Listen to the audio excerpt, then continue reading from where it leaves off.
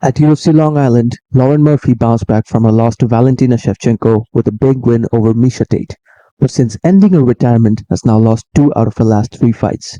This fight was Miesha Tate's debut at flyweight, and looking back on it, you could really see how slow she looked out there in the octagon. This definitely wasn't a good sign for Miesha, who was taken down quite easily by Murphy, especially in those opening 2 rounds of that fight. And to suffer a loss to a 38-year-old Lauren Murphy cannot be a good sign for Misha's career at this stage. I mean, Murphy completely beat Miesha into a pulp, and it was like Daniel Cormier pointed out in commentary as well. Her takedowns were exceptional on the night, and the timing on those takedowns were equally brilliant. In my books, Murphy pretty much had this fight won within the first 2 rounds with the showcase of her solid grappling skills. However, I'm not completely going to overlook Misha's performance from last night.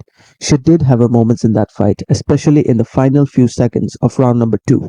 And the one significant moment in that fight for her was when she landed a right elbow in the closing stages of the second round. Nonetheless, great energy from Lauren Murphy, both during the fight and after the fight.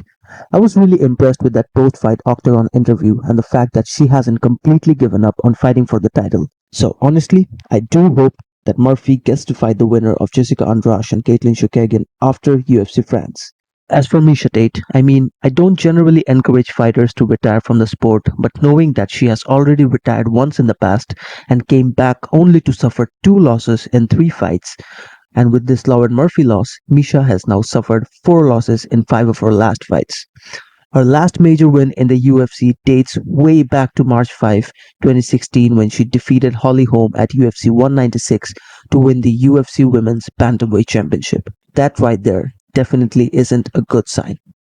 And honestly, I really hope that Miesha decides to call it a day at once and for all because she really has nothing else to prove to the fans and to the sport of mixed martial arts. She's a former world champion and of course has a family to take care of, and losing to a 38-year-old definitely isn't helping her case to fight for the title once again, whether that be at bantamweight or at flyweight. So do I think that Miesha Tate needs to retire after her latest fight?